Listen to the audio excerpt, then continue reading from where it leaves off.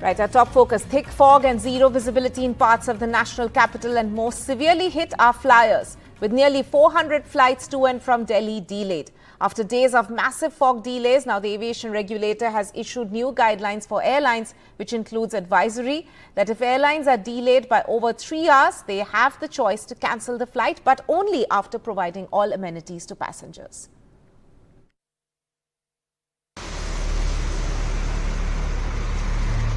Yet another day when Delhi woke up to a blanket of fog in the sky.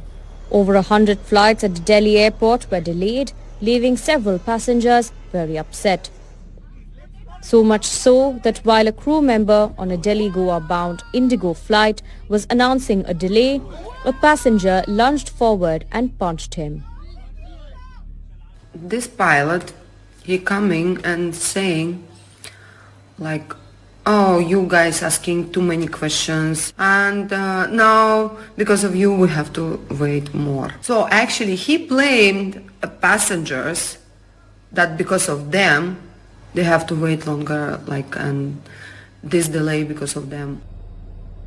Accused passenger Sahil Kataria was taken into custody and Indigo set up an inquiry, putting Kataria in its no-flyer list. Union Aviation Minister Jyotiraditya Scindia took note of the incident and commented that any sort of unruly behavior on board won't be tolerated. But at the same time said that passengers should not lose their patience and assured that all stakeholders are working to ensure passenger comfort. He also said that the fourth runway in Delhi, which can operate even at very low light, will also be functional. The Meteorological Department says cold wave conditions will continue in the north over the next 4 to 5 days. While flight delays may be inevitable, passengers only hope that airlines can work out a better system to alert them and avoid last-minute chaos. रात को 3 बजे की थी, अभी 11:32 पे आई है।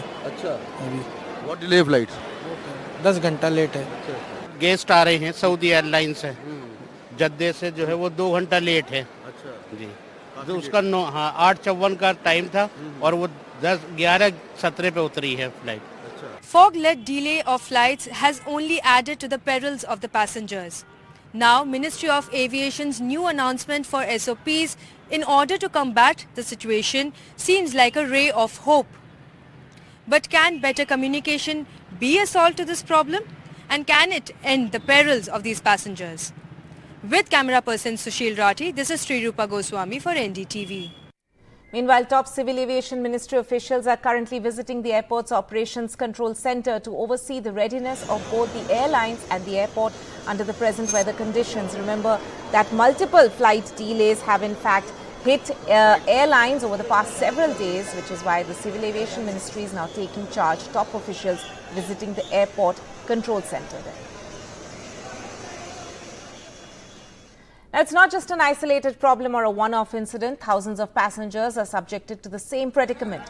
In an NDTV exclusive, passenger Rifka Verma shared her ordeal of endless wait inside an Air India flight from Delhi to Mumbai.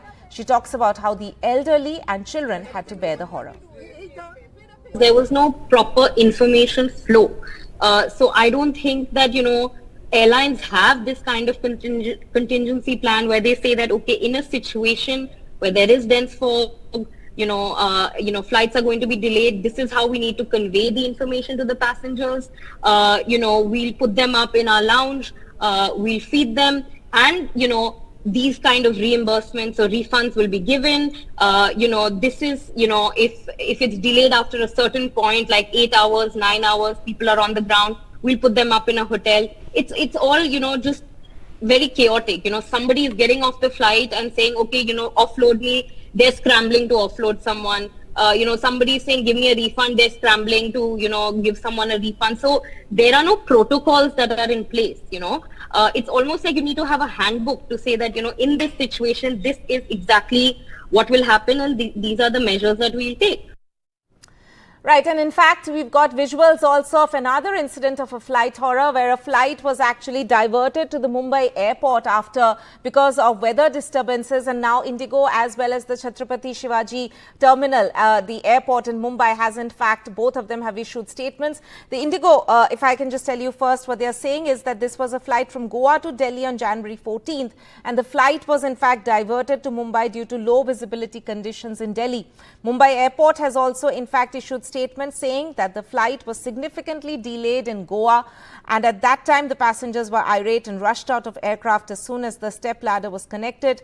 The airport operators, in coordination with CISF and QRT, had cordoned off the passengers in a safety zone, and as the passengers refused to get into the airline and coach, they were kept under strict watch by the airline's authorities. And these are, of course, another incident of flight horror which is taking place. There are visuals on your screen there showing how the passengers are in fact sitting on the tarmac there, and that the flight was diverted to Mumbai due to low visibility conditions.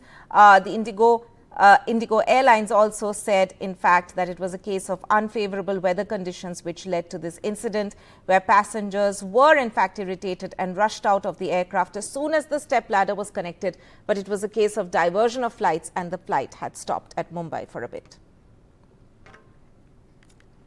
Shifting focus now to news coming in from down south, and BRS leader K Kavita has in fact snubbed the third summons by ED.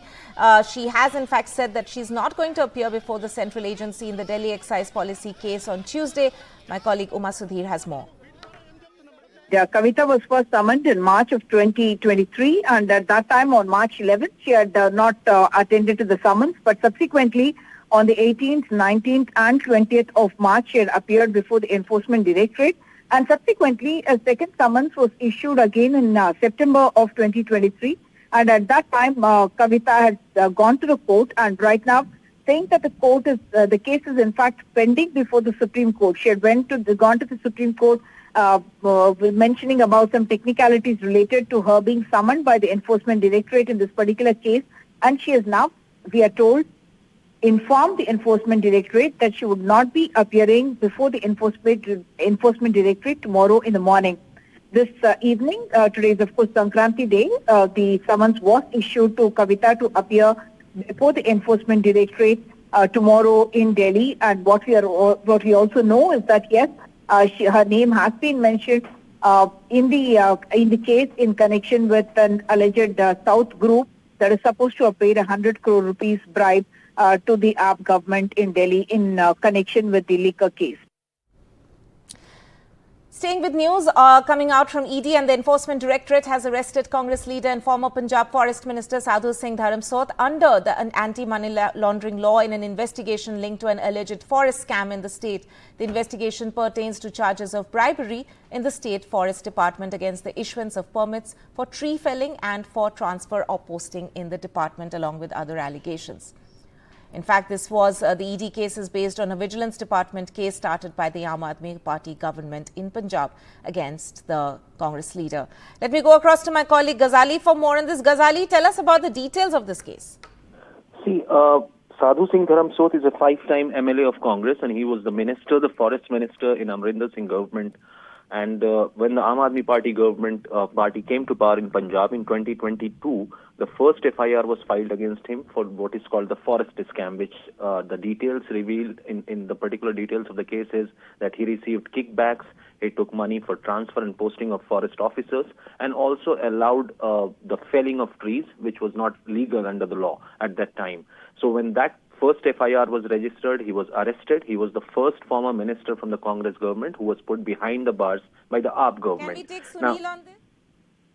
Then in 2023, last year, he was again arrested for another vigilance FIR, which was registered against him for the disproportionate assets case. Now, the new ED arrest has come out of these two FIRs, where ED says that there has been their investigation, the charges of money laundering based on the disproportionate assets case registered by the Vigilance Bureau, as well as the forest scam. So that is why he was the ED started its investigation last year in November, when they raided around 14 locations in the state related to this particular case. And today he was called to the Jalandhar office for interrogation, after which he was arrested by the ED. Right, Ghazali there giving us an update on this latest coming in as far as the Enforcement Directorate's arrest of a Congress leader, former Punjab Forest Minister Sadhu Singh Dam is concerned. Shifting focus now to developments coming in from Ayodhya, and the Ram Mandir Temple Trust has laid out a detailed plan outlining activities that start from this week, leading up to the Ram Mandir Pran Pratishtha ceremony on 22nd of January. And for the first time, the Ram Mandir Trust has also officially announced the name of the sculptor whose creation has been selected as the idol of Ram Lalla that will be placed inside the temple. Arun Yogiraj, Mysore निवासी, अनेक पीढ़ियों से जिसके परिवार में मूर्ति निर्माण का कार्य चलता है। केदारनाथ में शंकराचार्य जी की प्रतिमा उसी नौजवान ने बनाई है। दिल्ली में इंडिया गेट के नीचे छतरी के नीचे शायद सुभाष चंद्र बोस की स्थापना हुई है, वो प्रतिमा भी उसी योगीराज ने बनाई है, अरुण योगीराज। उसकी मूर्ति का चयन किया गया है। Now it is official that Yogi Arun's statue of Lord Rama has been selected for Pran Pratishtha on the 22nd of January. We are here at the workshop of Yogi Raj Arun, and with me is family members. He is Yogi Raj Arun's elder brother Surya Prakash ji. Congratulations, sir. What's your first reaction when now it is official that your brother's work has been selected? It feels so proud, sir. It feels so proud, and I'm very happy for him, and God bless him, and I want to congratulate him on behalf of every family member, on behalf of Mysoreans and everyone, sir. What makes him different? Sir, to my knowledge, what I know as him a brother, dedication and perseverance and hard work. Today, what's the result is, you know, last. Family members and friends told me that he keeps on working unless and until he gets that whatever he wanted to get, he has got. Means his dedication and his perseverance is something that has given him this, has won him this laurel. She is the niece of Yogi Raj Arun.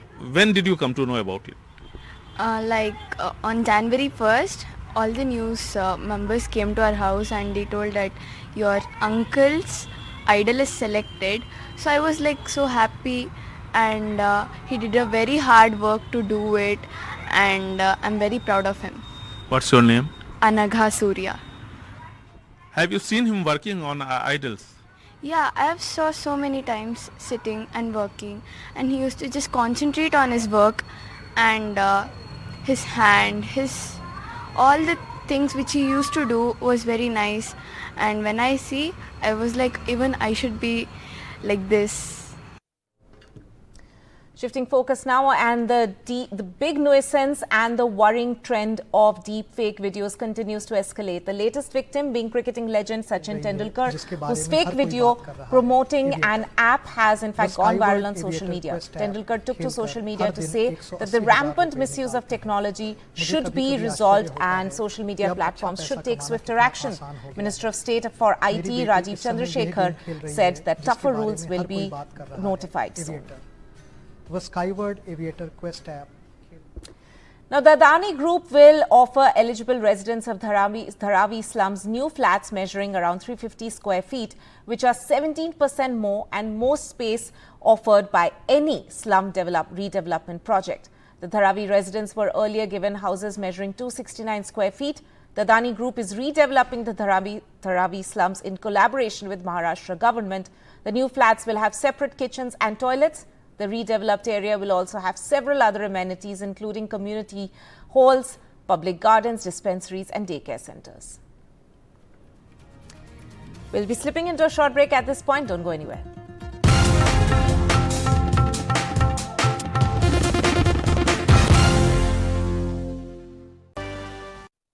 Welcome back. Now, the big economic meet has kick-started at Davos, and NDTV's Vishnu Shom caught up with the World Economic Forum president for an exclusive interview. Take a look.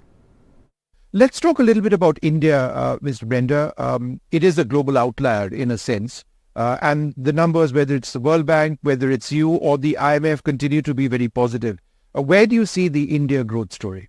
So, as I think I mentioned to you last time we met, I see it as a snowball. Right. The snowball effect. So if you look at one of the mountains behind you, you can start with a very small one, and if you then push it down and it starts to roll, it goes faster and it gets bigger and bigger. Right. So I think what India is seeing now is like exponential growth.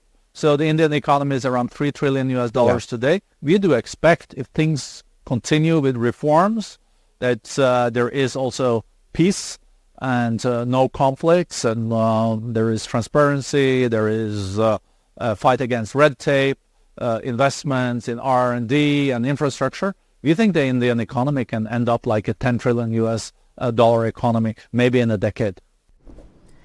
International news now. And External Affairs Minister S. Jaishankar has raked up the Red Sea attacks during his visit to Iran. Speaking in Tehran, Jaishankar said that the attacks on merchant ships by Houthi rebels is a matter of grave concern to the international community and it won't benefit anyone. Remember, Houthi rebels are said to have tacit support from Iran. As you are all aware, there have also been recently a perceptible increase in threats to the safety of maritime commercial traffic in this important part of the Indian Ocean. The Minister also referred to it. We have even seen some attacks in the vicinity of India. This is a matter of grave concern to the international community. Obviously, it also has a direct bearing on India's energy and economic interests. This fraud situation is not to the benefit of any party, and this must be clearly recognized.